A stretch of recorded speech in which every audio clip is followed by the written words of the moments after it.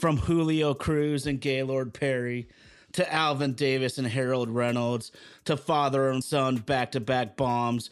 From Junior J, Joey, and Edgar with Randy, A-Rod, Dan, and the Sheriff to Ichiro Moyer and Mikey C to King Felix, Kyle Cruz, and Cano to the present with Julio, Gilbert, Kirby, and Cal. I don't believe it. It just continues. My, oh my, it's another sports podcast.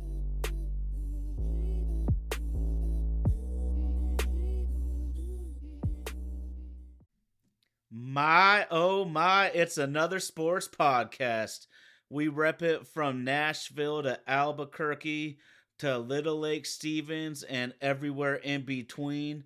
I just want to give a huge shout out to our unbelievable producer, Indy, operating the ones and twos, making us sound good.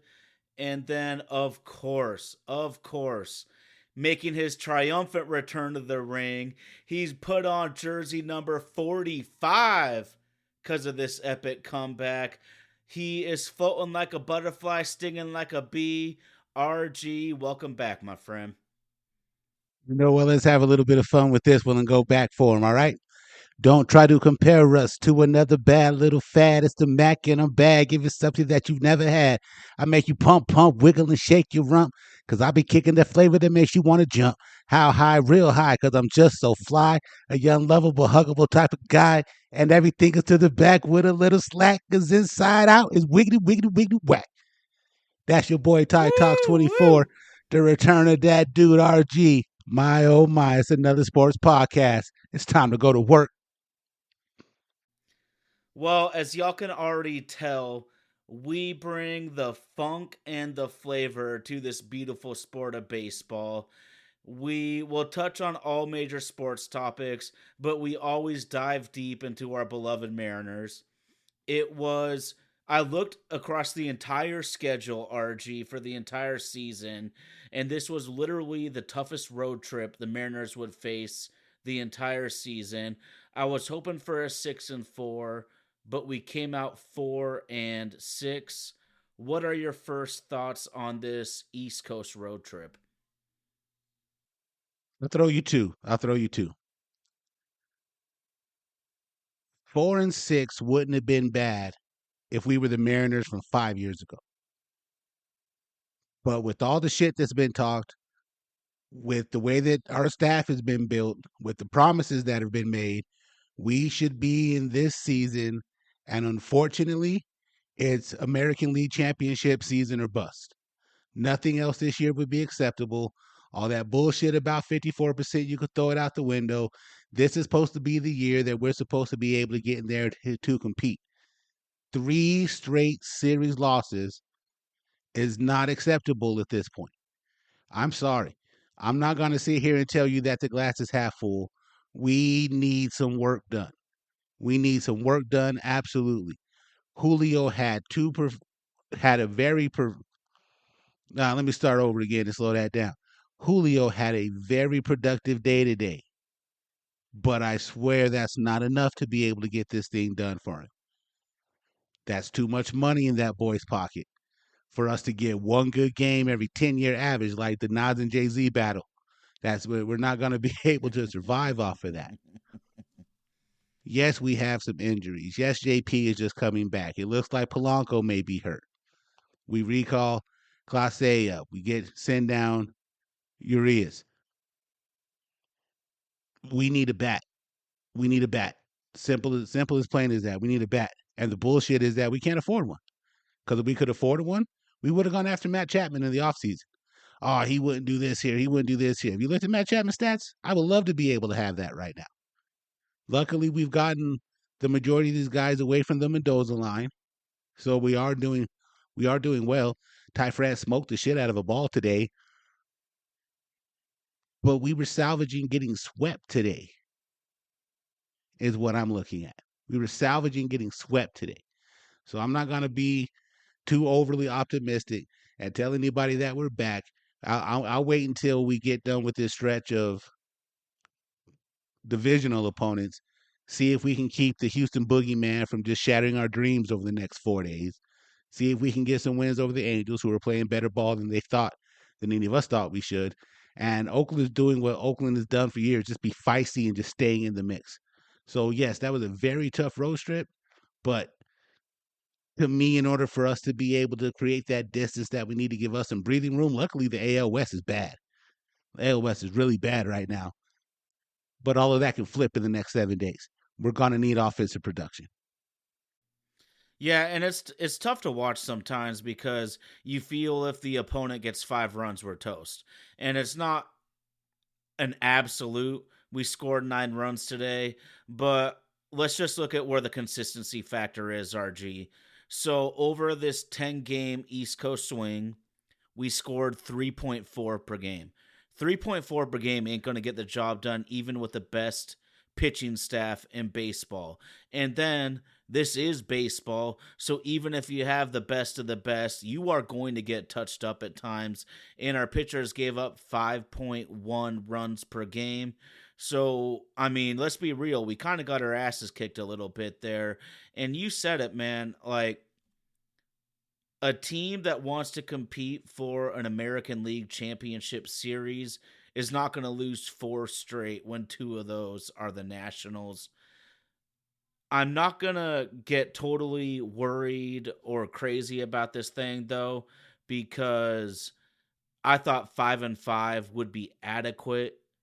6-4 is what your goal should be, but you can always shoot for the stars and still succeed. But man, it is all about capitalizing now, because like my whole thought process, dude, was let's go 3-4 versus the Orioles and the Yankees. That's fine, but that's on the premise that we finished 2-1 or 3-0 against the Nationals.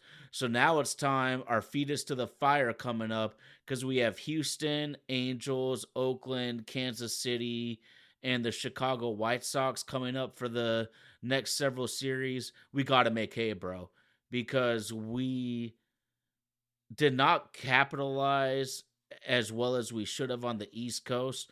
But my thing is, in baseball, just manage the tough stretches.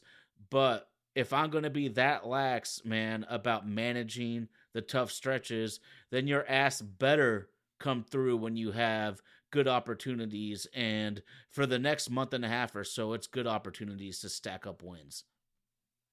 We're asking our pitching staff to do too much. We're asking our pitching staff to do too much. For us to be able to go out and compete in the way that these games went out, we need those guys to not give up more than 2 runs a damn night. That's that's asking way too much of those guys. And even when they do have amazing performances, we can't score. We can't score. It's like we're heading out the Felix 6 out of 5, 6 out of 7 days a week now. We have to be able to manufacture runs. We need guys to just go up there and stop trying to hit the ball out of the park and just put the ball in play. Put pressure on the defense. Throw a bunt in. Try to steal some bases. Create some chaos somehow. We can't just go up there and expect Garver to launch 400-foot home runs. And yeah, I know he's from my hometown and he's struggling, but we still got to ride with him. He's all we got. We still got to ride with him. He's all we got.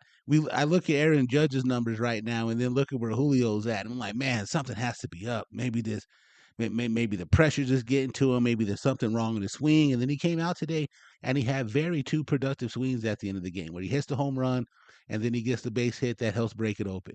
And he stayed short inside to the ball, and then was able to launch the ball out of the ballpark. It's we got to be able to get more consistency out of him having those types of at bats like that. But it's not just him; it's the rest of the lineup has to stand up too. Rest of the lineup has to stand up. Josh Rojas has been a fucking savior for us this season. And I was on the fence about him when we signed him at first too. But to me, it's what's going to happen when our team is constructed with these reacclimation projects, where instead of being able to spend money on the guy who might be proven, we're going to take the guy who's a little less expensive, who's coming off a down, and hope that he has the work ethic and the gall to be able to find it in himself to go up there and perform again. Sometimes it turns into Josh Rojas, who's hitting over 300, and then sometimes it turns into Luis Urias, who just got optioned down to AAA.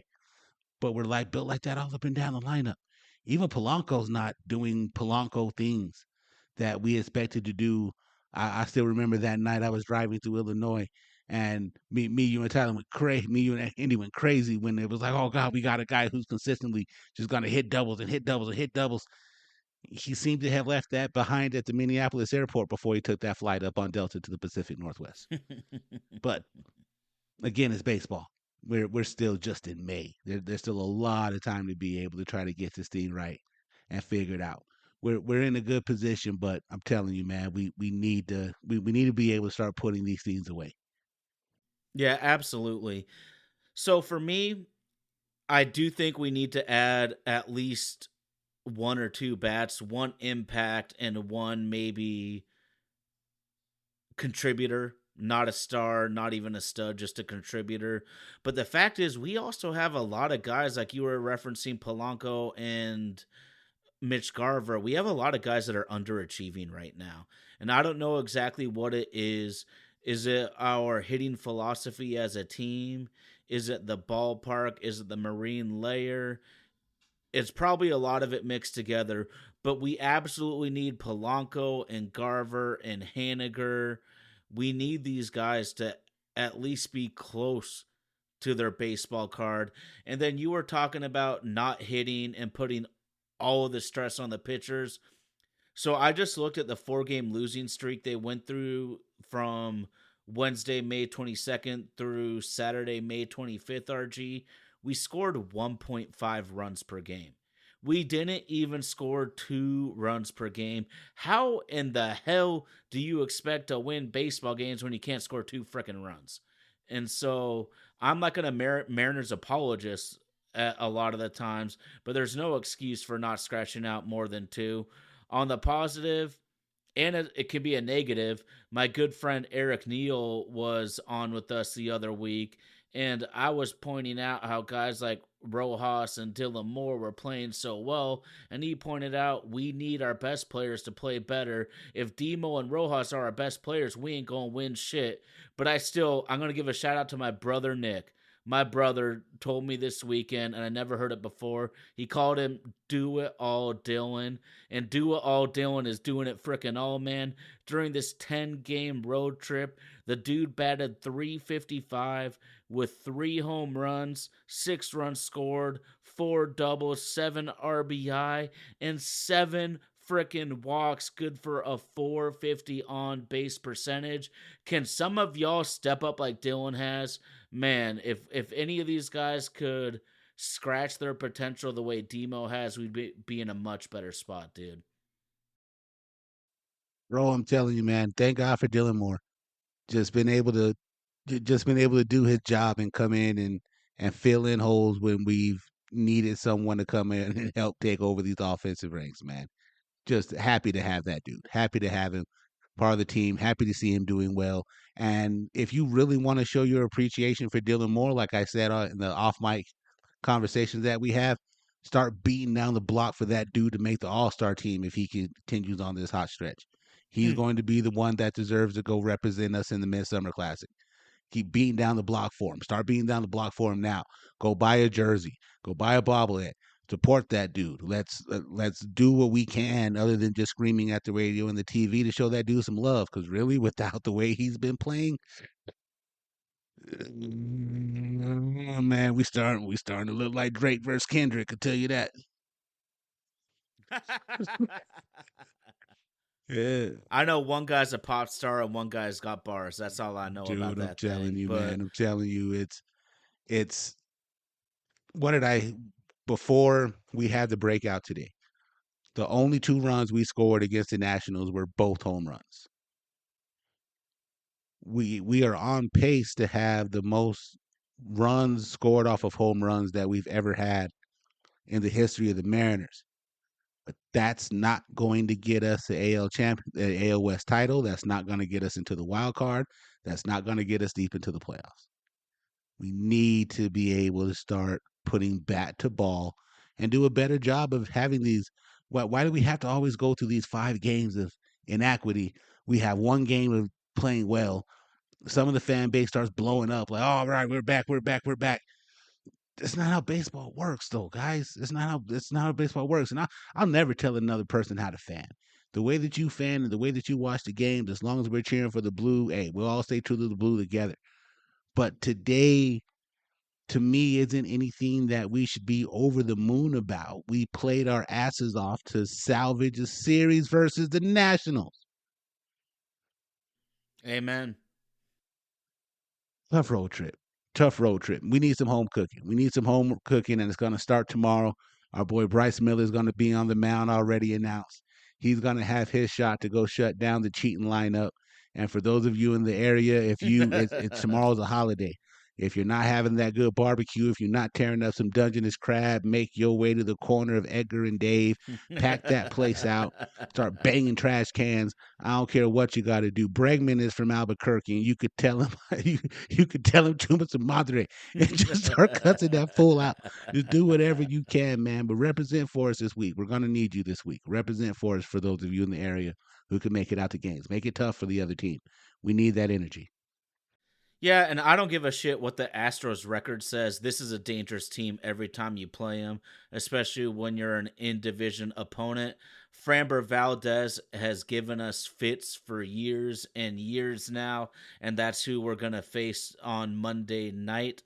So I'll be nervous about that one. And speaking of Bryce Miller, I'm a little bit concerned about him, dude. I would say 85 to 90% of the team's woes need to be placed on the hitters, but there is a small fraction that needs to be put at the pitcher's feet. And Bryce Miller had an incredible start to the season. He was looking like a Cy Young candidate, but he only has one quality start in his last four outings. George Kirby has had a really up and down season. He has a 4.33 ERA, and I was pounding my chest, talking all that shit that George Kirby's going to be top five Cy Young. Well, that's not going to happen right now. He's got absolutely annihilated his last two starts, but Brian Wu has been damn near untouchable in his four starts so far. What a freaking baller. We'll see how it holds up. We know how pitching in baseball is in general. Luis Castillo has eight straight quality starts. La Piedra is being exactly that, the rock of the rotation. And of course, RG, I wasn't hating. I was saving your boy for last on the list. LG the OG with a 3.06 ERA. He got crushed four starts ago against the Twins, but he has bounced back with three straight quality starts since. And your boy LG the OG, talk to me about him, is tied for the league lead in quality starts. He is the Rock of Gibraltar right now for the Mariners rotation. He's going to come out and give you the best opportunity to win. He's going to pitch like it matters. Every game is game seven of the World Series to him. He's going out there to compete. He's going out there to compete. He's not afraid of you. There's nothing he's not going to throw. He's standing up there and in the equation. He's the A side of all of these fights that he gets into 18, 19 times a game. He is the man. He is the man. I told someone on Bleacher Report when he got shelled the other night, thank God that that is the worst we are ever going to see him. Almost the rest of his career. He is not going to take that line down. And just like you said, the boy has bounced back with three quality starts.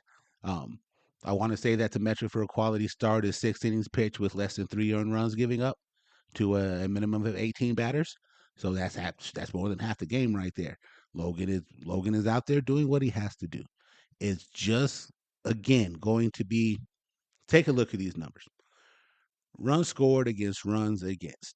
If you look at the rest of the division leaders in baseball, the Yankees have a plus 92 run differential. The Orioles have a plus 61 run differential. I only bring them up because they're so close in the standings to each other. The Guardians are plus 73 in run differential. And even the second place team, the Royals, have a better run differential than they do, 76. Again, just mere game separate them. Phillies have a 93 run differential. The Brewers even have a 45 run differential. Of course, the Dodgers with their lineup have a 69 run differential. There's not a single team in the American League West that has a positive run differential right now. We are -7. We are -7 in run differential right now. The Detroit Tigers have a better run differential than the Mariners do. Just not being able to put the ball in play, not being able to score runs, not being able to get guys across. Luckily, like I said, the rest of the league, the rest of the American uh, League West is down, but the Rangers have a better one than we do. The Astros have a better one than we do. Now, all transparency, we're at -7. Rangers are at -6. Astros are at -4. That could be flipped in one series with the way that their offenses are built, especially with Cuban Babe Ruth. It just hates us. Just hates us. So he might be able to take care of that himself over the next 4 games. Just need to be able to get more offensive production and not asking our starting pitching staff to, hey, can you hold everybody to 2 runs until we get to July 15th? That's fucking impossible to be able to do.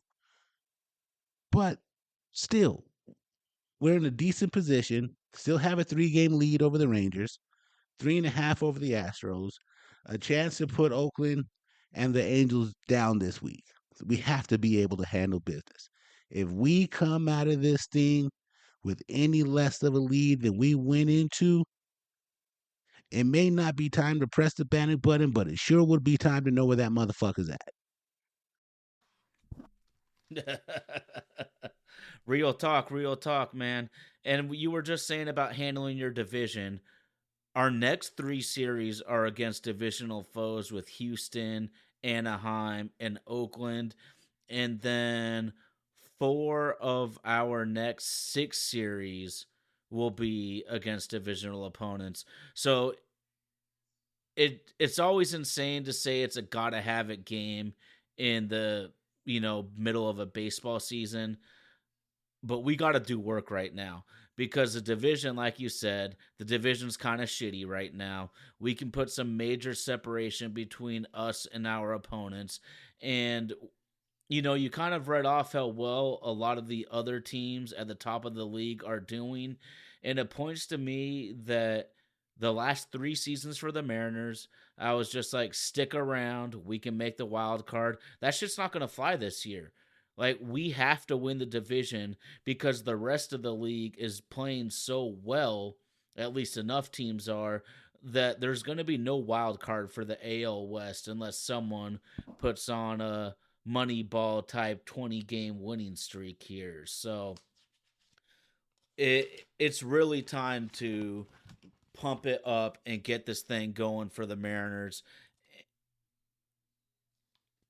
RG, you said something in our group text earlier today, and it was because Stanek and the bullpen were getting shelled a little bit again. Stanek has been up and down this year. His stats actually make him look pretty good, but if you follow the team closely enough, he has been far from perfect in a bunch of critical situations. The Mariners made a couple of additions this week to the bullpen. Do you think we need to make any high profile ones, or do you think the lower under the radar ones that they seem to do so well with will suffice for The now? lower the low under the radar guys is where Jerry and Justin have made their money at in running this franchise. So I don't expect them to go out and go get a big name guy. And then even if you do go out to go get a big name guy, Edwin Diaz is sucking ass right now. Just it's so it's all thin ice. It's really all just thin ice. And I just would love to know when we have a chance of getting Brash and but Brash might be out for the season, right? So there's no chance of getting Brash back this year. We're not going to see him till the Yeah. summer of Yeah, next no year. chance of No getting way. Brash back. Okay. So man, just but Salcedo's coming back. He just came off the IL when I say so. We're definitely gonna need a big step up from him. I saw some people in the chat today during the game was like, whatever we do, please don't let Thornton see the mound. So maybe we got to find something for that guy to do, even if it's just handing out Kool Aid in the 7th inning stretch. But man, we have the pieces who were there. Health was going to be the biggest factor for me as we were rolling through this season. The health bug has kind of it's been playing with us, but it hasn't been too detrimental to us.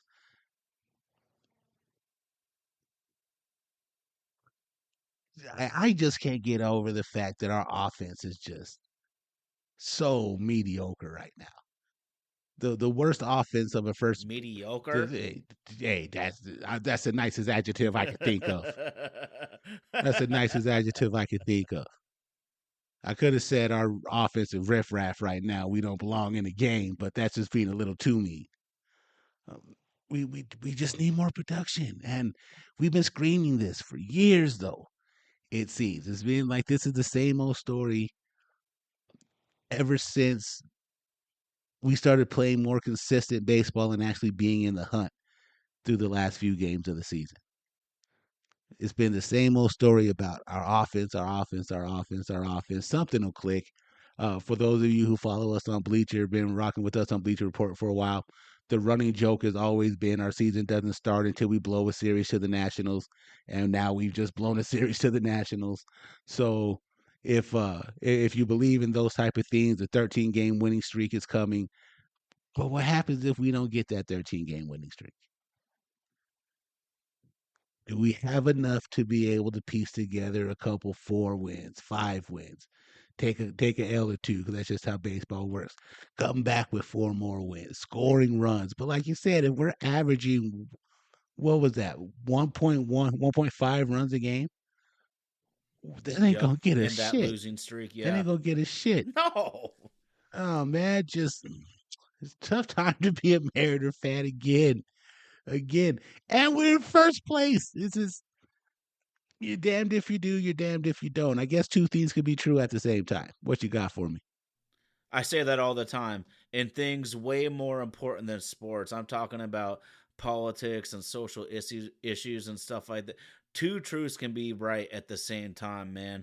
But I just want to step back really quickly because we can dive into the offense for the next 10 years the way it's looking because it feels like we're wasting a golden opportunity in this window right now. But this Mike Bauman we traded for from the Baltimore Orioles is actually a really solid, good reliever, dude. We traded our AAA catcher, Blake Hunt, who's actually been hitting the shit out of the ball for the Tacoma Rainiers. So I hope we would get back a decent pitcher for giving up someone that's kicking ass in AAA right now. We got back a journeyman catcher who is kind of a whatever. He's probably not even as good as Sebi Zavala, and you know how I feel about that guy right there. But this Mike Bauman, man, at 28 years old, he has a 3.44 ERA right now. He has a mid to high 90s fastball, an 87 mile an hour curve, and a 92 mph slider.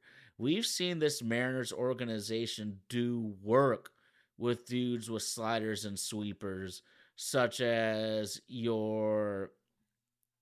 Oh, God, how can I even Don't do forget it. his name now? Don't do it. Don't do it. Motherfucker Don't Jones. do it. I told you not to do it. I told you not to do it. No, but for real, Paul Sewald was a reclamation project. We have, and Thornton might have gotten touched up lately, but he's been a great hidden gem.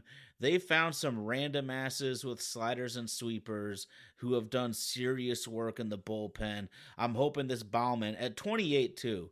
So there's every reason to believe that he has good stats. Maybe we could do even more. But man, 92 mph slider? Come on, bro. That shit sounds kind of devastating to me. But the elephant in the room, I guess, is we know that the Mariners would like to try to bring in some more hitting, even though I'm so frustrated, bro. Like you said, Polanco, we thought was a doubles machine. Haniger, I at least thought would hit 220 with 20 bombs. I don't even think he's going to get to 220 this year. And Garver, that one's frustrating too because we've seen him hit for years now. But the one caveat I would say, dude, is I'm looking at hitters like maybe a scorer in basketball. it's really easy. I shouldn't say easy, but it's easier to be the third or fourth scorer on a team. You're not the marked man. They're not game planning for you. And then a guy like Garver or Teoscar Hernandez are like the fourth or fifth best hitter on their previous team. And the Mariners bring him in and tell them you need to be third or fourth. And that shit's so much different being the marked man. So shit, man. Hopefully these guys can get it going. But you know what, dude? Good old Bleacher Report. One of their reporters put out a very interesting list recently and quoted the Mariners as being the number one destination spot for Vladimir Guerrero Jr. Tell me your thought on prospects versus proven players, dude. Want to make sure I give him the proper respect for this saying that I love so much. Mad Dog Chris Russo. Prospects are suspects until they hit the league and can actually perform. I think it's great that our backup catcher was hitting well enough that someone looked at him and we were able to get a major league arm for a minor league player. Suspects, prospects are suspects until they hit the league and able to perform. You don't know what that guy's going to be able to do when he gets up to it. And I'm speaking from my own point of view. You can roast me online about it. You can come onto the podcast. We can have a debate about it. I've grown some things or two in my lifetime. And no matter how many seeds you plant until you get to the flowering stage and you see how that plant is actually developing, I don't know if I'm going to be able to carry it on in the 8 week cycle or if I need to throw that son of a bitch outside and burn it to all hell so it doesn't ruin the rest of my crop, if you know what I'm saying about. If you know, you know. I do not get hung up on guys in double A and triple A until they can actually get up to the major leagues and do some damage. Julio might be one of the rare exceptions that we have. Ford might be able to do something only because Ford plays on the English national team. And when they go to the international competition, he's facing a lot of major league players. Ford might be tested a little bit different in the way that I look at that.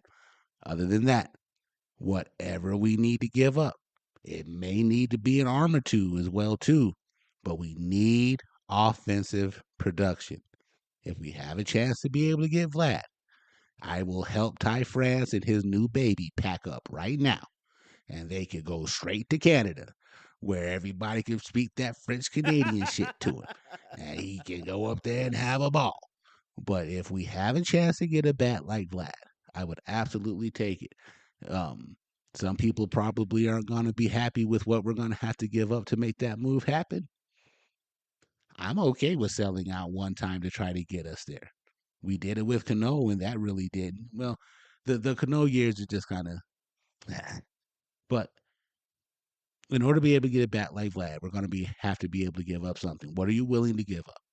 What are you willing to give up? There should be 4 pitchers who are untouchable. The rest of them I'd be willing to play with. And for right now, Brian Wu has just made himself the fourth untouchable pitcher. I like it.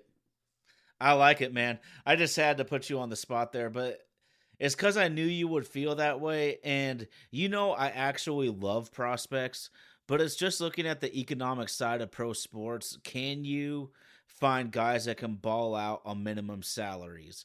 That's the key to winning. The team, I mean, maybe baseball's a little different because you got the Yankees and Dodgers spending damn near 300 million. But check this out, man.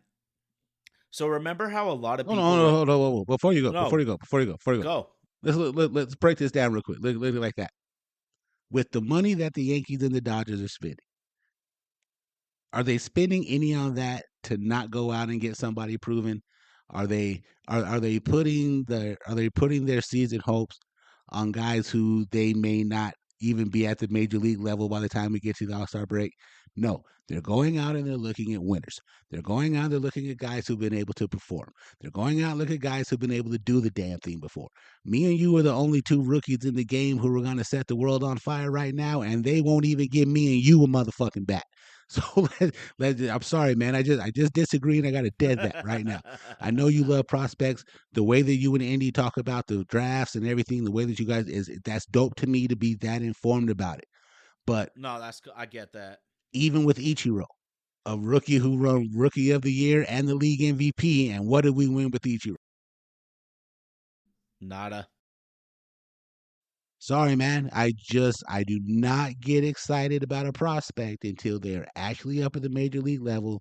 They are performing, and it has to be more than the 2 week uh, sensation where they'll make Sports Center a couple times, have a couple cool highlights, hit a couple cool home runs, and then by the time we get to the end of August, you ain't never heard of that motherfucker again because he's back flipping pancakes in Arkansas.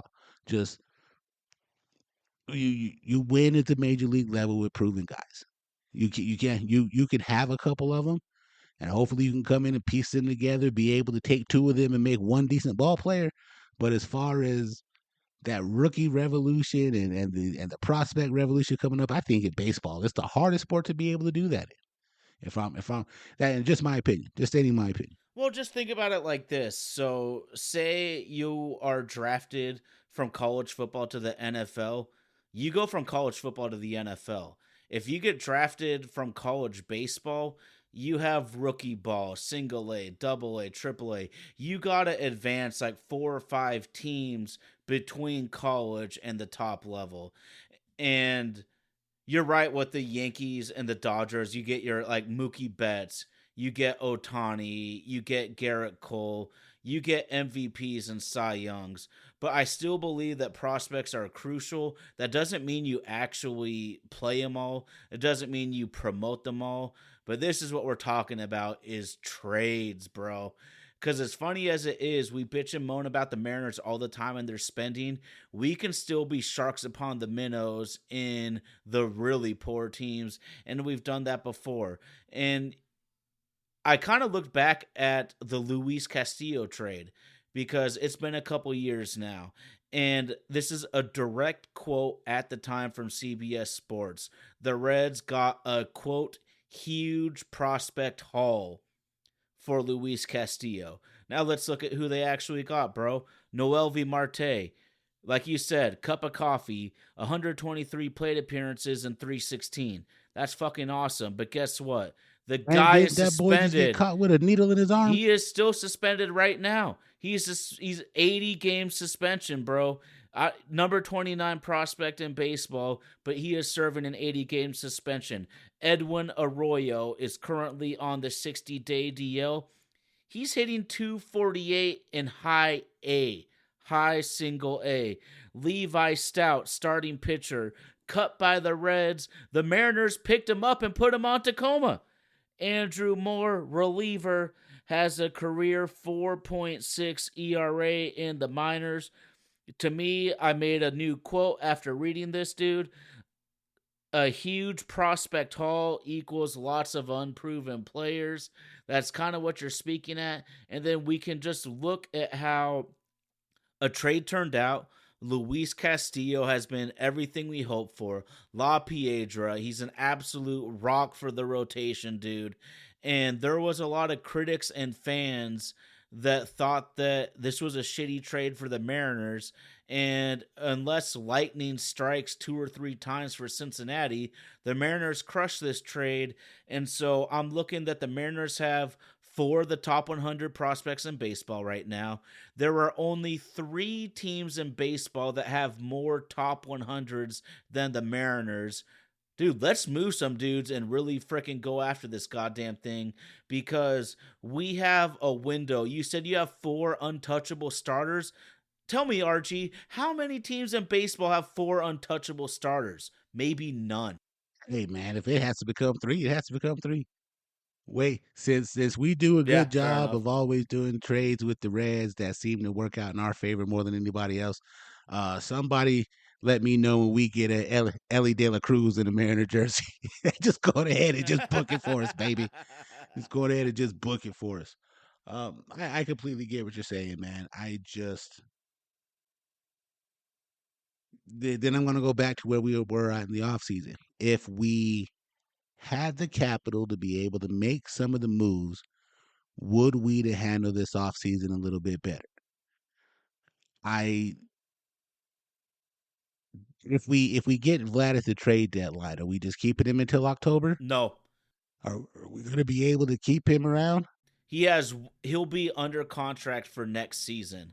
And that's why I think that reporter from Bleacher was big on Vlad for the Mariners, because it feels like the front office and ownership are not going to trade assets for a half a year rental. But if we got a year and a half out of Vlad Jr. before we lose him, I could see them pulling the trigger. I'm gonna tell. I'm gonna tell. I'd love to be able to have him. I love to be able to have him. It's just not to me in the way that Jerry and Justin move You're right. for us to be able to go make a move for a guy like that. Yeah. No, I hear you. And I mean, they've never made a blockbuster trade for a hitter, but that's so far. They did make a blockbuster for Luis Castillo, and that's why I went back and looked that trade up, because I know you and me and most Mariner fans, we're not looking for the super savvy type of trade that they try to make all the time, because a lot of those just burn up in your face. But I mean, you could, like we're talking about, you can only spend the money that is in your budget. You know, we can't be out here paying overdrawn fees over and over again, you know, like real regular people would. And so what's funny is we honestly don't know what we're even looking at. The books aren't open in Major League Baseball. It's not like the NFL. Every single team is printing cash constantly, so you know that the money's there whether you're a quote poor team or not. But there's a lot of guys out there on losing teams we need to try to poach. But then at the same time, dude, a lot of those guys are similar to what we already traded for. That's why I'm pounding the table to try to find an actual difference maker. I just have no clue where Toronto's at. All I know is they were a good team for several years, but that AL East is so goddamn good. If you're in last place, you're not making it to first. Dude, just the way that the wild card standings are set up. We were talking about that earlier, that there will be no wild card for the AL West this year. Orioles, Royals, Twins, Red Sox, Tigers, Blue Jays is what the wild card lays out to be right now, with the Rangers and the Astros holding the spots in between the Rays and the Blue Jays. Blue Jays 23 and 29, 44% winning percentage, negative 38 run differential. It'll be really interesting to see what it is that they really, really want to do. Um, I think if we can make the move, we go for it. But just from what I've seen with my own two eyes with Justin and Jerry, that's not really how they make moves. I would love to be able to do it. You brought up the Castillo thing. I was in Houston at a Houston Astros Mariner game on a Friday night. Robbie Ray on the mound. Game with Justin Verlander pitching. Should have been a great time to be a fan. It was only a great time to be a fan for about the first 4 innings, and then all of a sudden, Yordan Alvarez just started hitting balls to the top of Minute Maid Park. I walked out of there. Astro fans were nice. A couple guys sitting next to us just bought us some beers, and no one really wanted to pour one on my head, but it also helps that I'm 6'1", 285 pounds, and no one really wants to mess with your boy. Uh, I walk out of the stadium. We get to the car. As soon as I put it in, phone goes off, and I see that we traded for Luis Castillo. It was so awesome. It was so awesome, and the dude just came in and fit with it. I would love to have one of those nights where we all look down the phone and it says that Vlad Guerrero is a Mariner. I don't know what they're willing to part with and what they give up with. It would have to be a contract. It would have to be a way to get that deal to where he's on this team all the way through the 2025 season, or I don't think that is worth it. Again, I don't know if something like that is in Jerry and Justin's wheelhouse. That's not Bats isn't what they seem to want to go after. If we ended up going after a pitcher or a reliever, that seems something more like what they would do. What I don't want to see happen is what we've done each of the last 3 years either. And the guy who is the leading relief pitcher, by the time we get to the All Star break, he's shipped out before we get to the beginning of August. We did it with Kendall Graveman. We've even done it with motherfucker Jones. we just we just happen to okay, there's some trade value in that guy. Let's package him up and get him the hell out of here. Let's not do that this year because we're going to need all of that firepower at the back end, especially if we got two guys that are still on the IL that we're not gonna get back until 2025. Yeah, I hear you. I just want to ask you a quick question, and I honestly kind of know your answer. What would I say if we needed to trade Hancock, baseball's number 27 prospect Cole Young, and Tyler Locklear, who was balling out in Double A for Vlad Jr.? Not Felicia. It's not you, it's me. It's not you, it's me. We should see other people. No, it is you. It absolutely is me. That's right. Don't let the door hit you in the ass on the way out. Just be, No, I would pull the trade immediately too. I guess my bigger concern is ownership. Is how much money are they willing to take on? So Vlad Jr. is like a 19 plus $1 million player right now. And so even if we put Ty France in the deal to offset it, that's still like 12, $13 million coming onto the payroll. I This is why my boy Keith is so frustrated, and you could see the steam coming out of his fucking ears, is because we don't even know if Mariners ownership really cares that much. And to me, I think they care to a certain extent. Like, there's a reason they just spouted out 54%, because 54% is going to keep you in the race. It's going to keep you in the discussion. And if they can just keep the fans interested for the entire season, they're going to make enough money. They had the highest profit margin in all of baseball last season. And so I'm worried that they want to keep these young prospects more from an ownership standpoint than the front office standpoint, because this keeps the window of above mediocrity for a much longer period. We'll see. Hopefully, I'm here to eat crow. I'm happy to say I was dead ass wrong about Josh Rojas. Sadly, I don't think I'm going to be wrong about ownership. Just like a duck, talks like a duck, flies like a duck, baby. We already know what it is. We know what we're going to get from them. We know what we're going to get from them. Let's see if Jerry and Justin can go in there with a convincing enough case that this is the move that we should make, or let's see if they come back with a re-engineered version of Brett Boone from 2001 without the steroids and tell us that that was the best that they could get with the resources that they had. Shit, I want Brett Boone on all of that shit, man. All of it. All Dude, of it. that Cheating is a part of life, baby. hey, it's not cheating if it's not against the rules. That might be true. That might be true. I'm just saying, if it's not in the rules, if it's not in the laws, you ain't breaking no rule, you ain't breaking no law.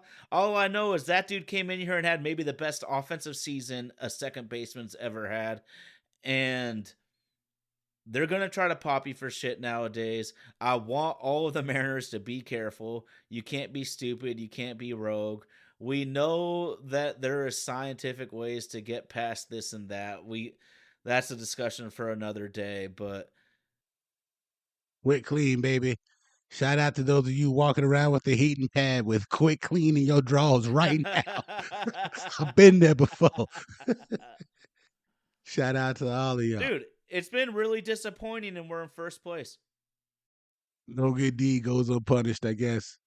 Just let's just see if we can ride. Let's just see if we can ride. Let's make it through the onslaught of Cuban Babe Ruth over the next 4 days.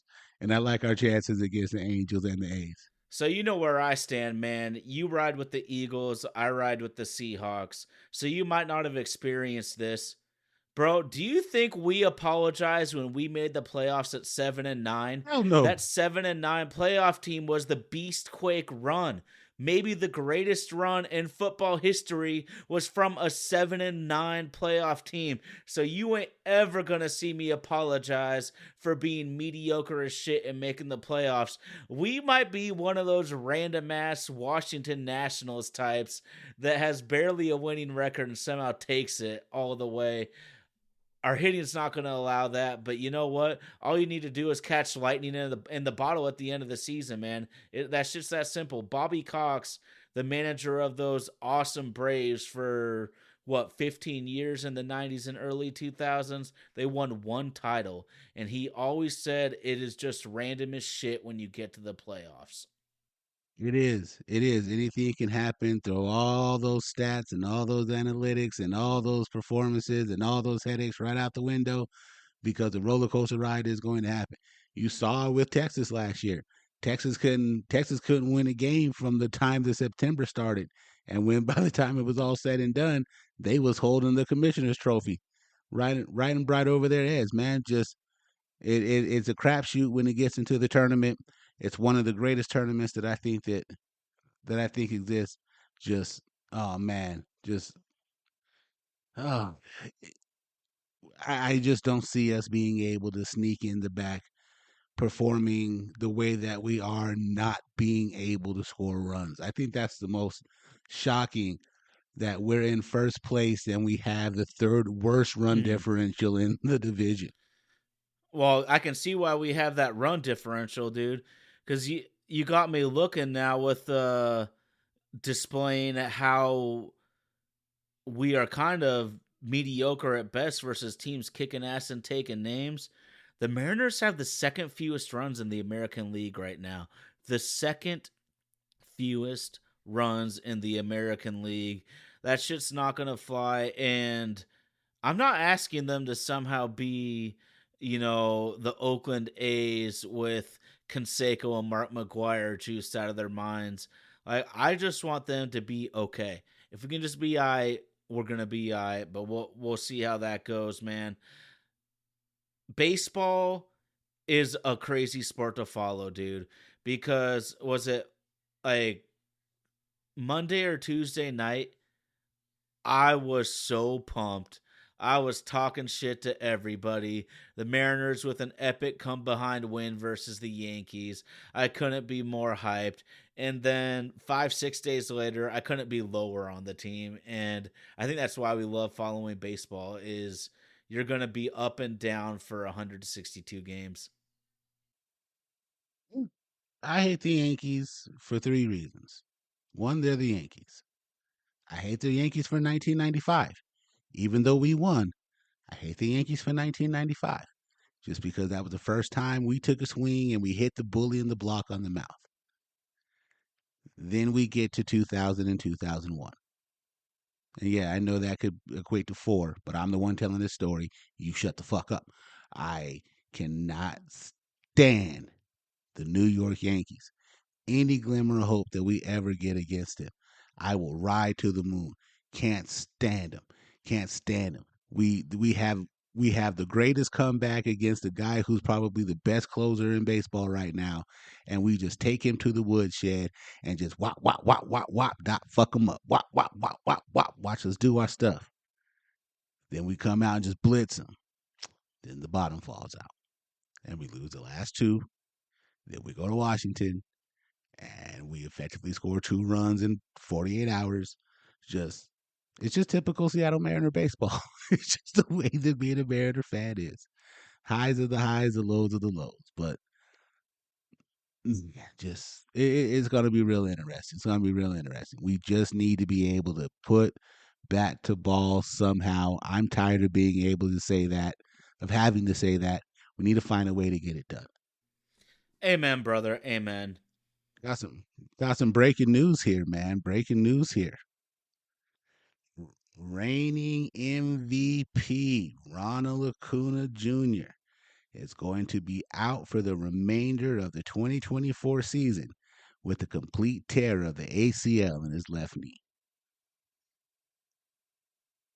One of the up and coming young stars of the game, man. Hate to be able to see it for him. Hopefully he could come back, even though he doesn't play on our team and he doesn't play in our league.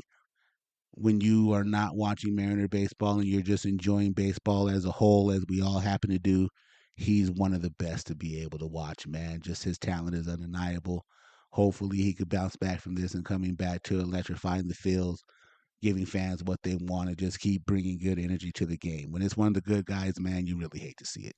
Yeah, absolutely. Because you said it, he's good for the game. He's an ambassador of the game, and we know that baseball has gone from the national pastime to more of a niche sport. And losing a guy like that for a calendar year at best is a really tough blow. we're honestly way more used to these catastrophic knee injuries in football compared to baseball. It's still an athletic sport, and the Braves have basically lost a Cy Young contender and an MVP candidate to serious hardcore injuries within a couple months span. They're still a deep enough team. I fully expect them to have a good year. But I'm with you, man. Just speedy recovery, hoping for the best. Because, I mean, we're talking about a guy that's like a 30-60, like a 30-70 type of dude last year. Unreal power speed combo, which Yeah, you just don't yeah. see often. Lighten up the record books, man. Being able to do things that are highly unseen. And I like to be able to say that I was around when Otani has these couple years, and even the way that Julio got off to his start, and Acuna Jr. and Ellie De La Cruz, man, is one of the he's next, man. Just these guys who aren't choosing football anymore and bringing that crazy athleticism over here to baseball is just it's good for the game. It's good for the game. It's gonna bring eyes in. You can hate Caitlin Clark all you want to, but there's gonna be a whole lot of money being made this year off of the eyes that her and Angel Reese are bringing. So, hey man, enjoy the ride. Let's just hope that all these guys can stay up because it makes everything better overall for the growth of the game. And that's what we're here for, is because we love baseball. Yes, we happen to be Mariner fans, but we love the game of baseball. Shout out to Acuna Jr., man, and hope you can come back healthy real soon. Well said, man. And we know we're in the heat of baseball season. We know we love the Mariners. But one thing is, I know we both like hoop. And I know I've drifted away here and there. But when it comes to March Madness and then when it comes to the NBA playoffs, they pull me right back in, baby. And it's been really fun for me because we've talked about this on our group text RG, but basically the NBA has been completely dominated by dynasties and mini dynasties with the exception of the 1970s and the last 6 years. We are now down to the conference finals. It's guaranteed that there will be a new champion in terms of the group of players currently on each squad. Just talk to me about what you think of the NBA playoffs in the last four standing. To me, if you're a fan of the NBA, you're getting to see something that you haven't seen in almost 30 years. The transition of the new crop taking over for the old crop. And I say that it's been that long because Duncan and Kobe never had a chance to take it from Jordan. One, he wasn't going to allow it. And two, it just, he's away when they're starting their dominance. And when he comes back as the Wizards, that's not competing for dominance like he used to. So you never saw that transition being able to happen.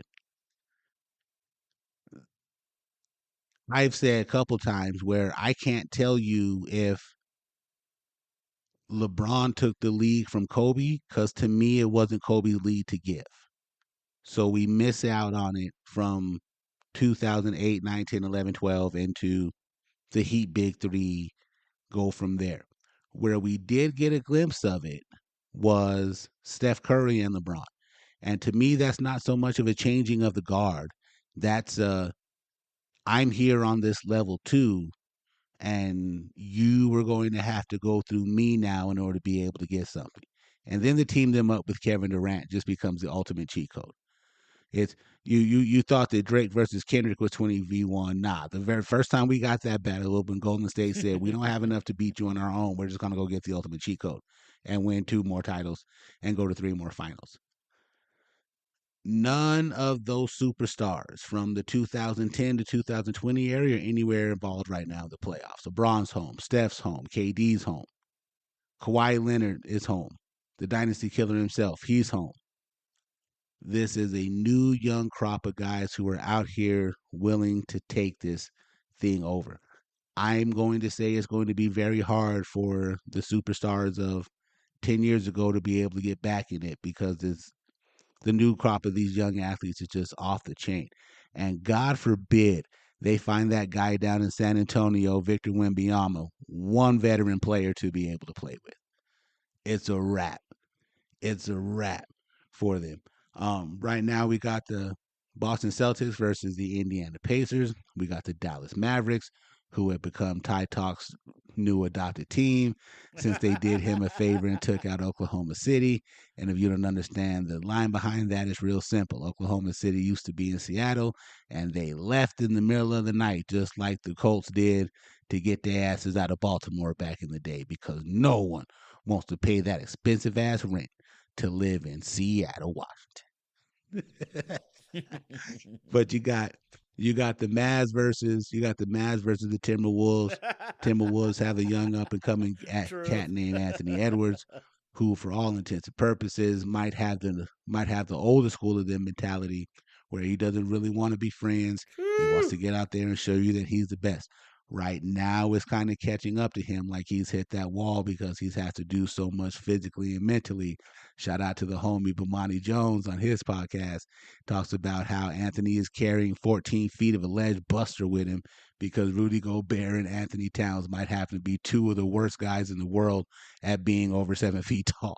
But hey, we'll let Mr. Jones have that one. That's his platform to die on. But it's been a really good playoff. You had Indiana being able to withstand the Knicks, and the Knicks were a young up and coming team. Shout out to them, Mr. Jalen Brunson, the Villanova kids that came together as a collective and tried to get New York basketball back to be relevant. It was just a damn shame that they all had to play too many minutes because their team was depleted, and then the physicality of the series caught up to them, and Game 7 wasn't competitive at all between them and Indiana. But that's just a war of attrition that goes on sometimes with sports. But it's a really good time to watch the NBA right now. Um, like I said, this transition of power is taking place. And what these guys are competing is for who's going to be the one. And I only don't want the Boston Celtics to win because I don't think Boston deserves any more celebrating. They went from being the the the crying stock and laughing stock of professional sports, and from the time we get to 2004 to now, I think that Boston might be in the lead of the one city with the most professional championships. Um, some punk ass that used to pay for the Patriots has a lot to do with that.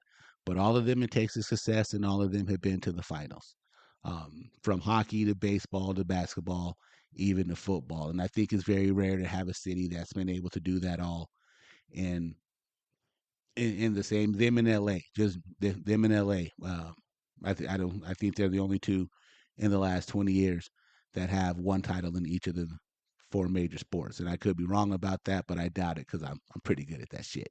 Uh, but yeah, man, it's a good time to watch. Good time to watch. Even if you're into hockey, man. Even if you're into hockey, the New York Rangers are trying to become one of the rare President Trophy winners to actually make it to the Stanley Cup playoffs.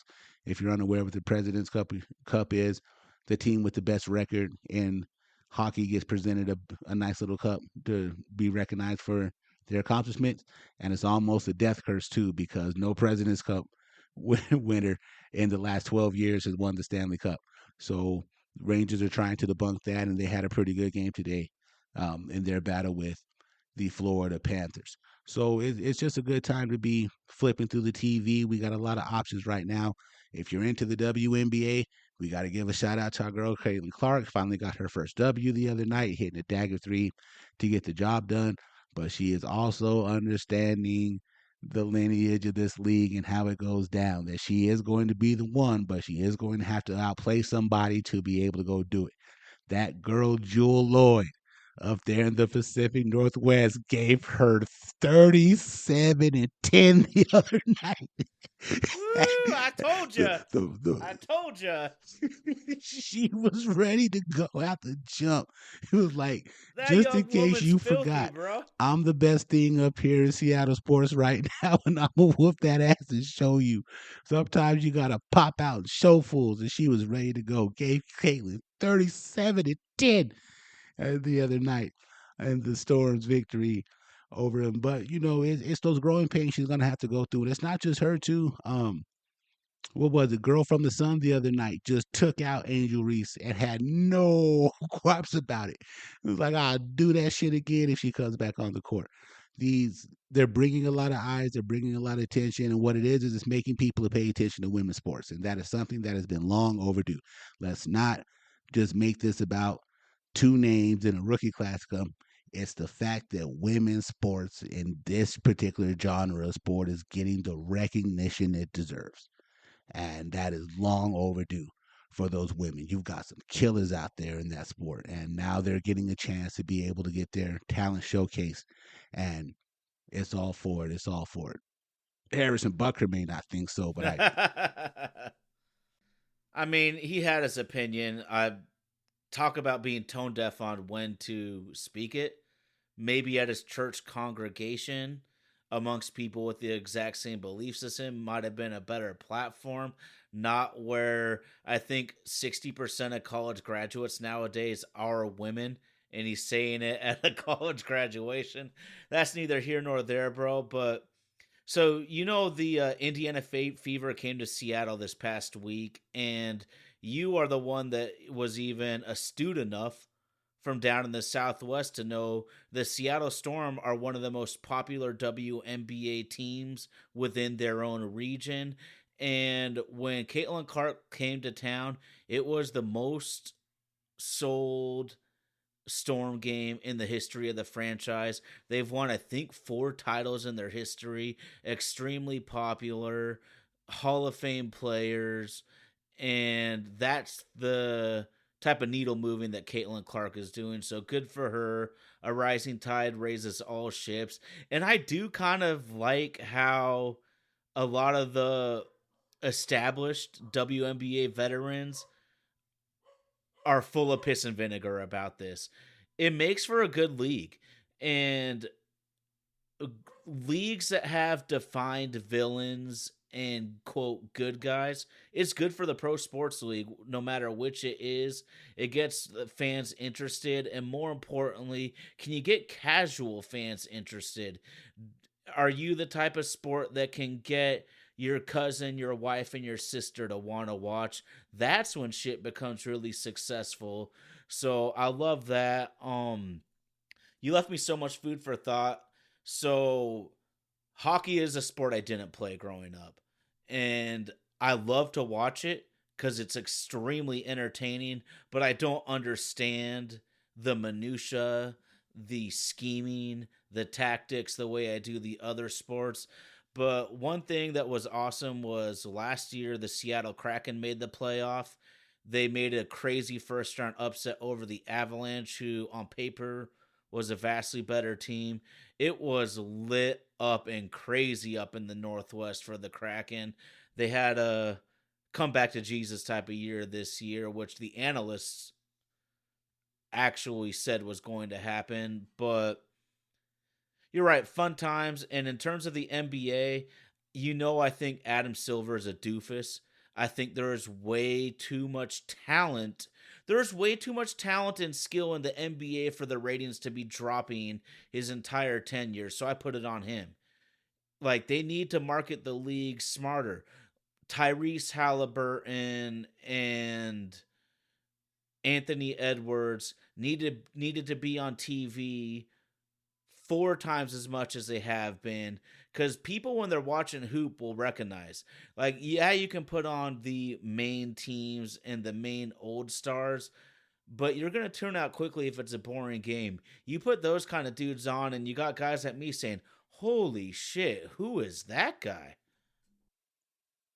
Who is living David Stern's worst nightmare? In the fact that if David Stern was alive right now, and other really than Boston, and maybe Indy can look this up for us. I know he has limited capabilities right now because he's on the road traveling as well doing his thing. But I believe that even Boston is barely a fringe top 10 media market. Everything else is a very small media market right now left in the NBA playoffs. And I know people say, oh, well, Dallas is one of the 7 largest countries. That's not how they really measure media markets. It doesn't really go off the city size. And Dallas competes with Houston, and Houston is still bigger than Dallas is. So that's going to draw away from Dallas's take. If it were football, it'd be completely different. But we're talking NBA here. The fact that it's Podunk, Minnesota, and Podunk, Indianapolis, just the his there's nothing better he could hope for right now, but for both of them to get swept, and he has to ride with the Dallas Boston final.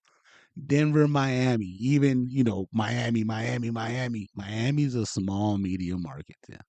Denver, Miami had to be one of the worst performing finals that they've had in a very long time. But here's what the thing is: the Supermax contract is different. The Supermax contract allows the team that you play on to offer you one more additional year than it does if you were to be able to qualify for the Supermax and then go somewhere else. So you're going to in the future have a lot of guys staying where they're at because they can make more if they stay loyal to their team. When they created it that rule to be able to create loyalty, and then they forgot to look at who was up on deck for it.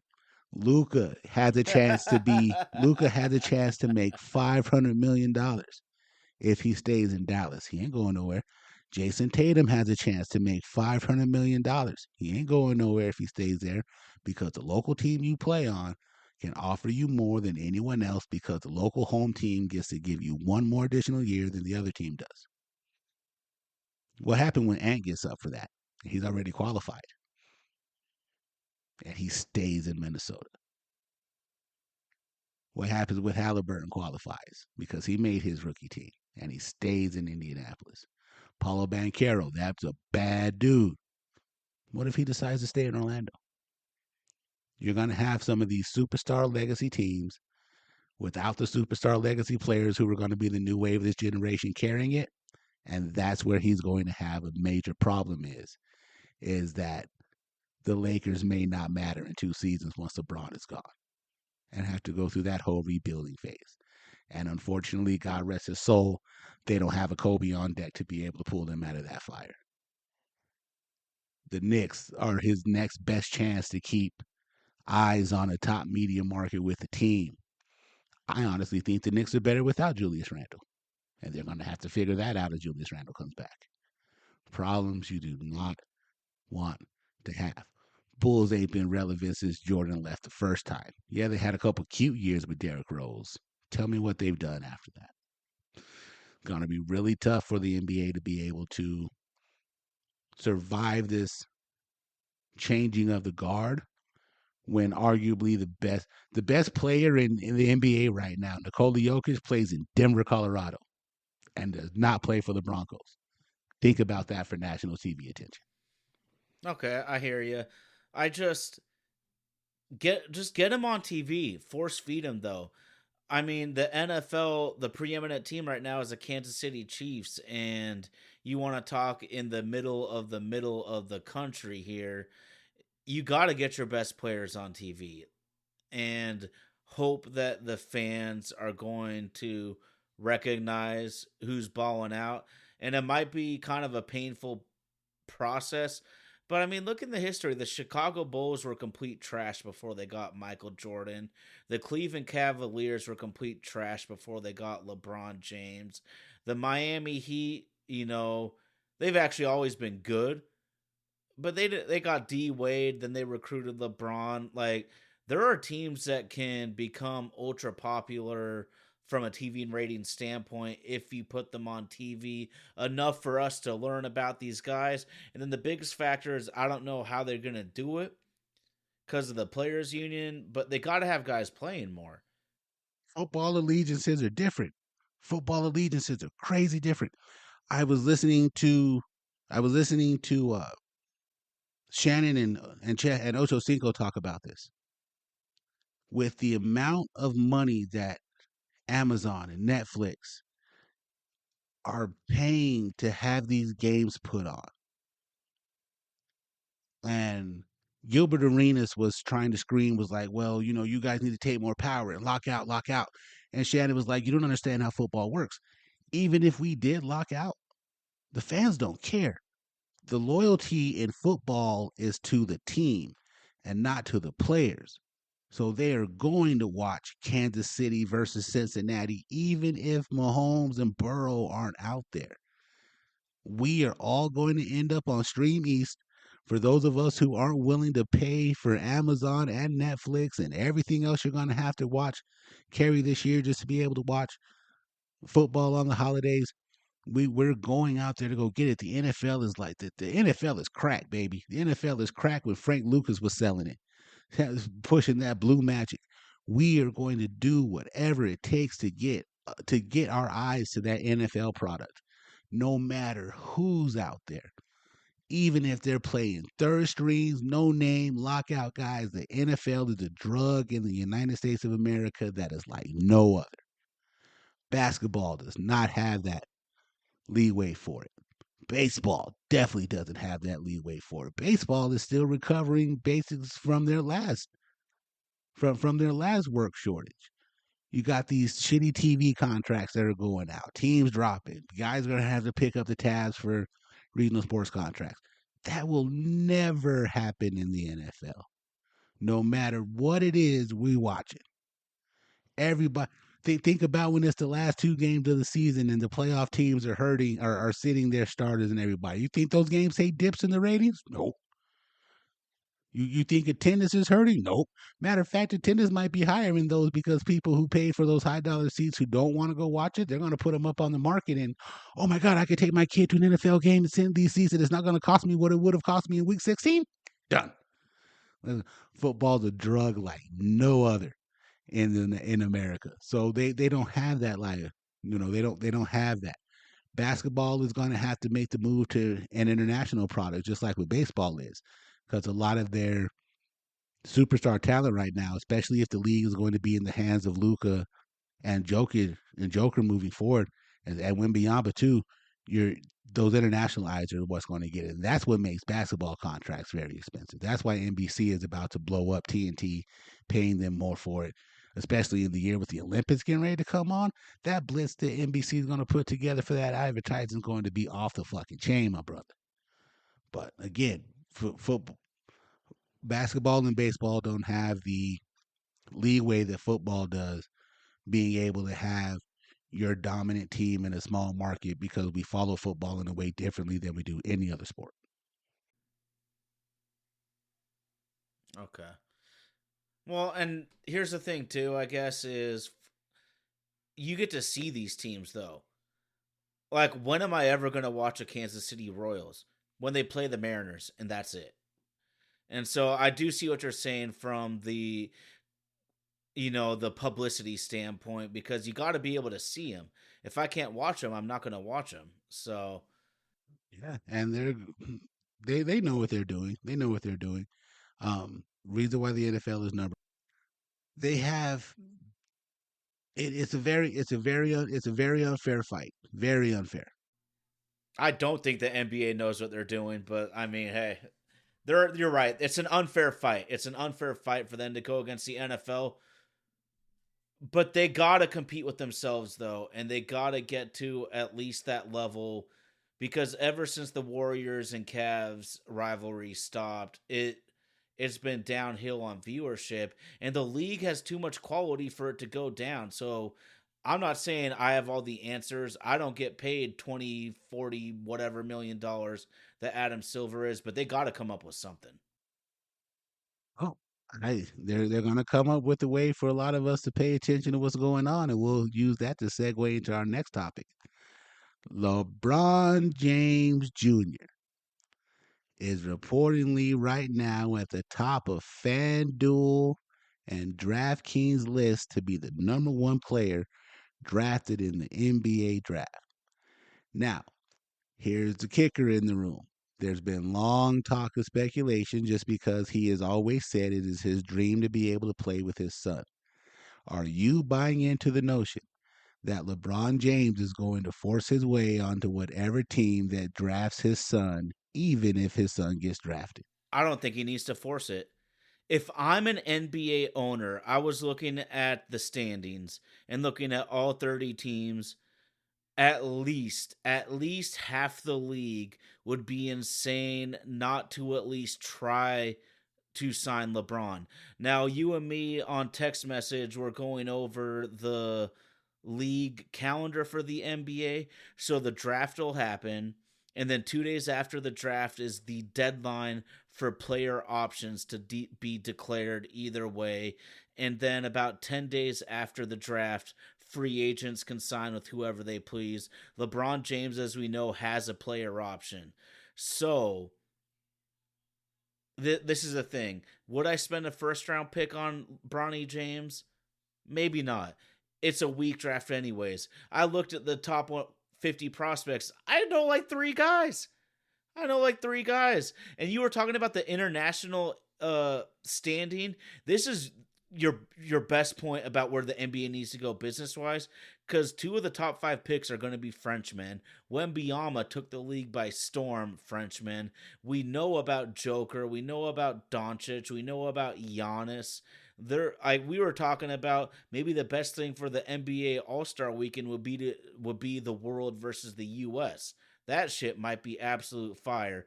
But what I'm basically getting at, dude, is Bronny James is at best probably a fringe second round pick to undrafted, and that's if you're being extremely optimistic. But from a business standpoint and even a winning standpoint, say I'm the Atlanta Hawks, I have a couple good players. Trey Young is a star, at least in terms of name recognition. I draft Bronny James. I bring in LeBron. We are instantly a playoff team. Do I think they're a championship team? No. But a playoff team sure makes a shitload of money for the ownership group. And the Hawks aren't the only team I could say that will benefit greatly from the ownership standpoint. Even the Lakers, if they want to kiss LeBron's ass that much, could draft Bronny in the second round. It Indy brought it up that the Lakers, their tickets are the most insanely expensive ticket in the league already. It is even going to go up if they have the father and son combo. Do I think the Wolves, the Nuggets, the Celtics, the Mavs, or any of maybe the top 10, top 15 teams in the league should do that? Absolutely not. You have good things going. You don't want to ruin that. But trust me, there's half the teams in the league that will benefit greatly. And then I just want to go in really quickly, dude. I looked up a few things. There is only a 13% chance of finding a good NBA player in round two. And when they define good, they go by the like basically a war type of scale for baseball. Patrick Beverly's 28.2.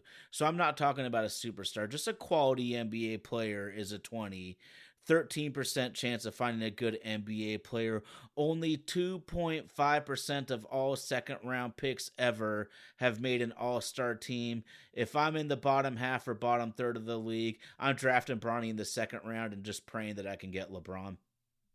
When I look at it, one of the things that comes to my mind is I don't know if LeBron James Jr. is an NBA talent.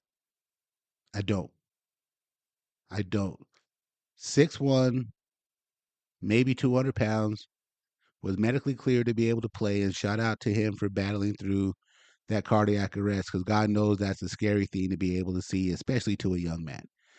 We all were affected by seeing it happen to Damar Hamlin on the field. For it to happen to for it to happen to an 18-year-old even before he starts college, just scary, scary. Shout out to him for making it through that and fighting to even get this chance to be able to be recognized. I'm not sure he, out of LeBron's two sons, is the one that's the NBA caliber player. Bryce is 6'5", built like his dad. So that at least keeps you in with other guards. Because we look at Curry and think Curry's a little guy. Steph Curry's a legit 6'4", 6'5". Chris Paul's 6'4", 6'5". They just look small to the giants that they're standing around. Um, 6 points a game, decent shooter. It is the ultimate sign of nepotism at its full advantage if LeBron James Jr. gets a chance to be on an NBA roster. I don't think he's talented enough. I think he should go back to school. I do believe that the thing pushing it is his dad wants to be able to try to play with him.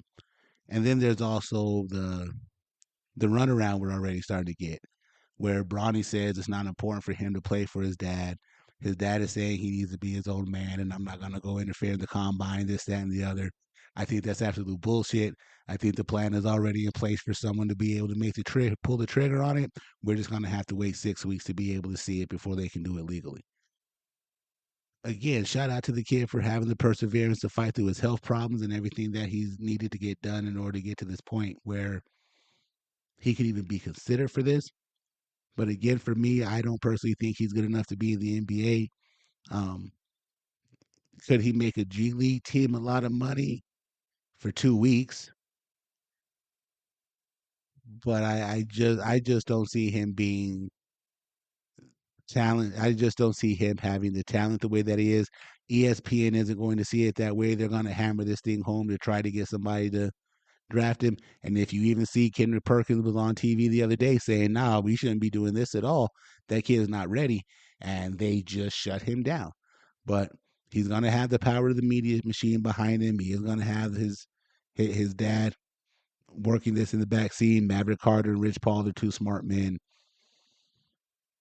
Do I think that it happens? Unfortunately, I think it does. Do I think that it should happen? No, it shouldn't. I think that kid deserves to go back to college and make sure that his body is right.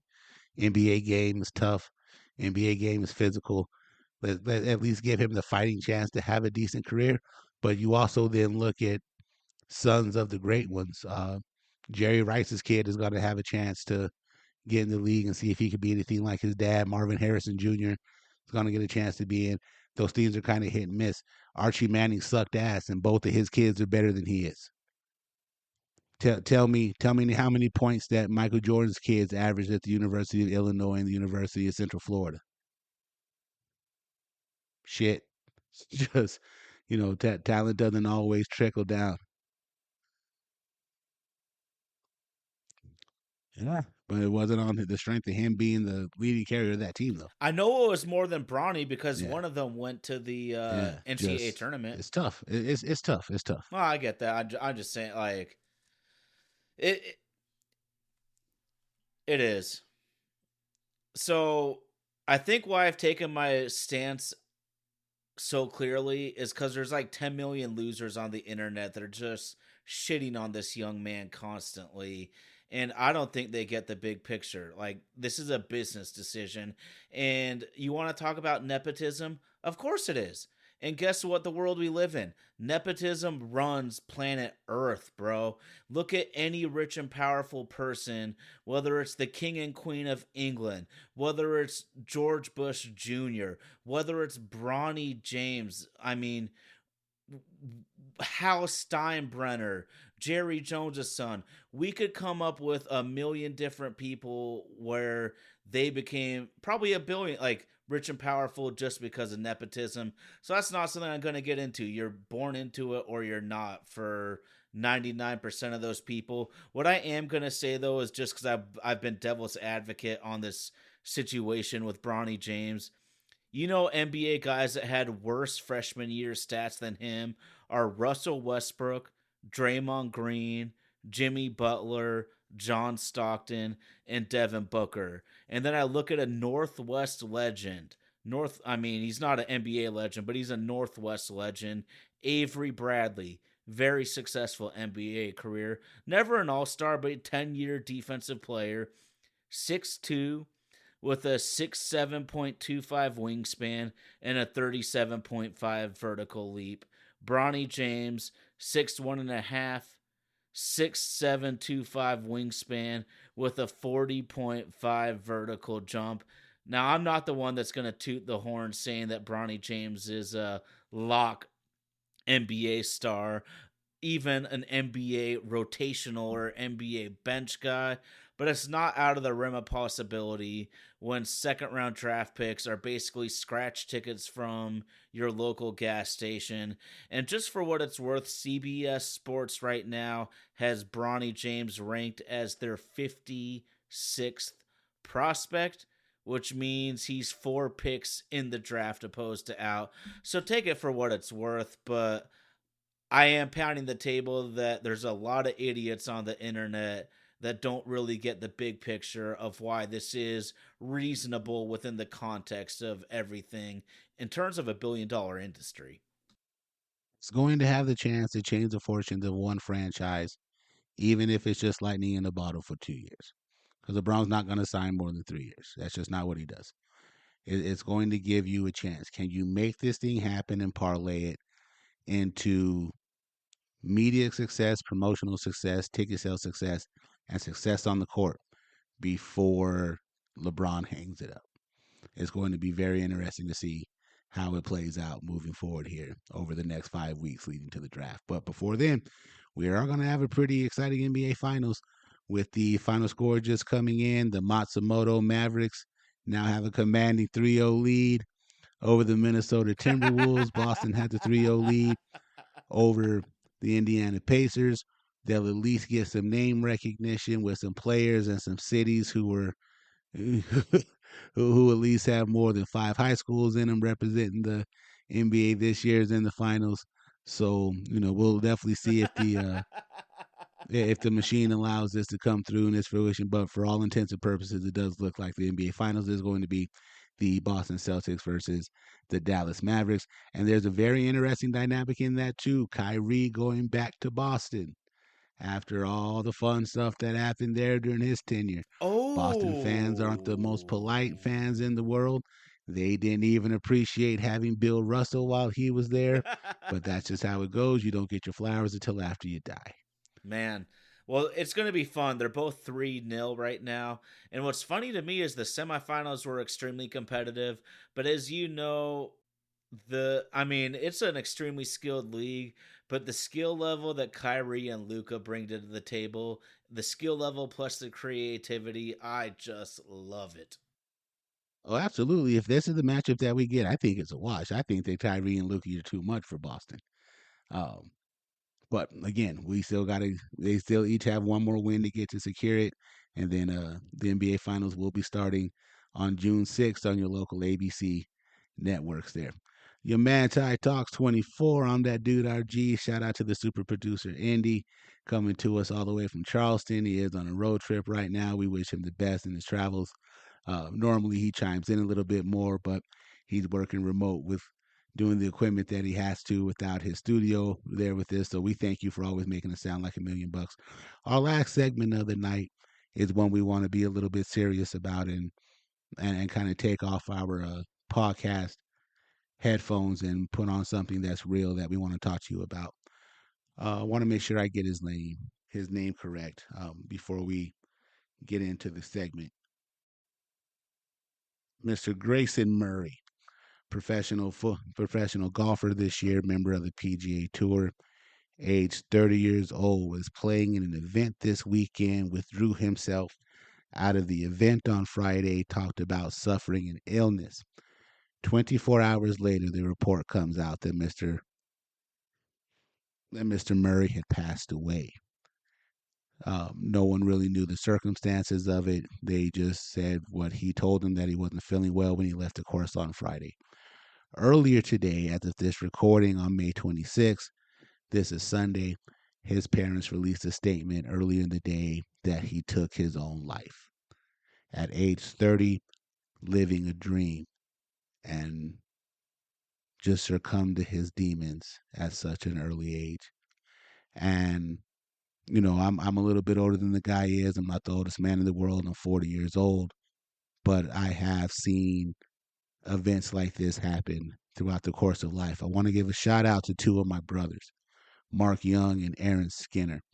Each of them this year have had one of their coworkers and someone that they were close with make the painful choice that this world would be better without them than with them, and took their lives. One happened in January, the other one recently happened 2 weeks ago. I will say this: no matter what you're going through and what you've suffered through, you making that decision is not going to make the world a better place tomorrow. This world is still going to be filled with pain. This world is still going to be filled with anger. This world is still going to be filled with tough choices. You not being here just makes the world that much more tougher. Hopefully, you have someone to reach out to. Hopefully, you have someone you can talk to. We are all in this thing together. If you feel that you have run out of hope, I don't care if you have to ring my phone, email us if you need someone to talk to. You can reach out to me, Tyler, Indy, and no matter who you are in this world. Please don't ever feel alone enough that you feel that the decision you have to make is one of total finality. This world is a much better place with you in it than you without it. Ty, talk to him. Wonderfully said, RG. And just rest in peace to this Grayson Murray PGA Tour golfer. Our biggest condolences to his family and condolences to families and friends who are grieving the loss of someone in general, but today, especially someone that took their own lives.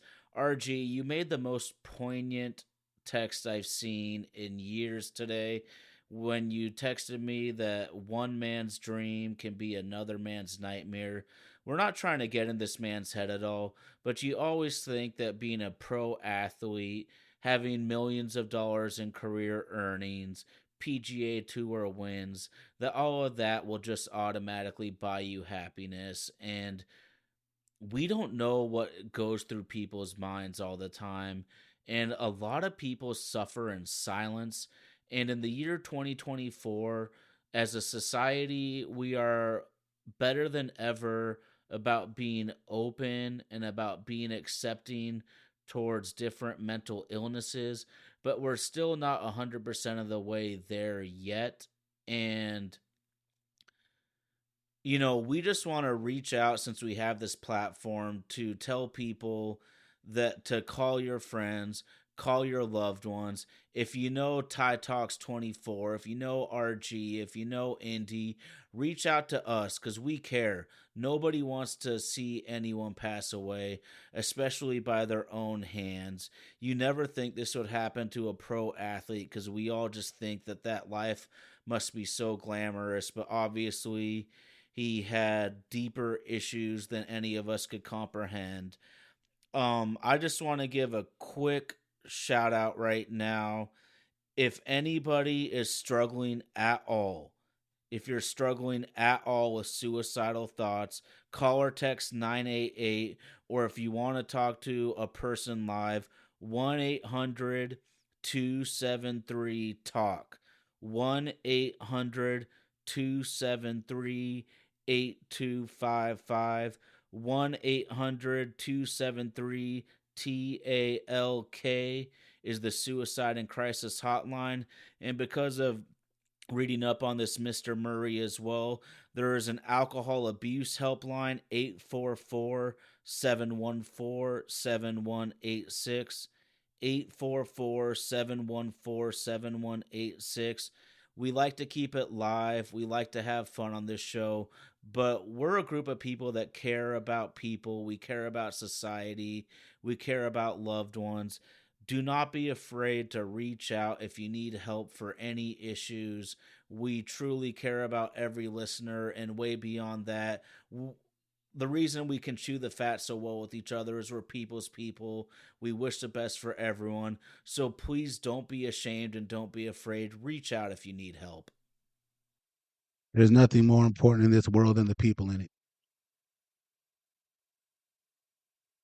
Nothing more important in this world than the people in it. This place wouldn't be the same without you. Please reach out if you need help. Man, that's your man Ty Talks. The man Indy super producer all the way rocking with us from Charlotte tonight, away from the home studio in Nashville. Vaden Podcast Services for all they do for us, for making sure that we hit the airwaves each and every week. You can follow us you can follow the show live each and every week on Twitch and YouTube. You can check for us when the podcast is released on DSPs. You can find us on Apple Music. You can find us on Spotify. Be sure to check out our socials. My at my oh my ASP. You can find us on Twitter. You can find us on TikTok. You can find us on Facebook. Drop us a line, review the show, give us a thumbs up, review us, talk to us, talk your shit. You want to come on and prove me and Ty wrong about something? We're happy to have you, but you better do your homework because we coming for your head if you come for the king, baby. Man, Man, again, just so special to be able to be back. Thank you all for holding down the show while I was out on the road. I do have a professional job, and up until this podcast can take over that, I do got to stay faithful to it. But nothing brings me more joy than being able to log on with Ty and Indy, talk sports with you all, have you all listen to our thoughts, having you all listen to our opinions, give us that good positive feedback. Even if you have something negative to say, the feedback ain't nothing but barbershop talk, and we could always hammer it out. If you're gonna come with stats and you want to go with stats with Ty, I'm telling you, do your homework, because that boy is vicious right there with it. Again, shout out to Katie Matsumoto, our social services director, our social media director, for always having that presence for us out online, knowing where you can find us. And we thank you all for riding with us again. May the Lord watch between me and you while we're absent one from another. And we'll see you next week for another show on My Oh My. It's another sports podcast brought to you exclusively by Vaden Podcast Services.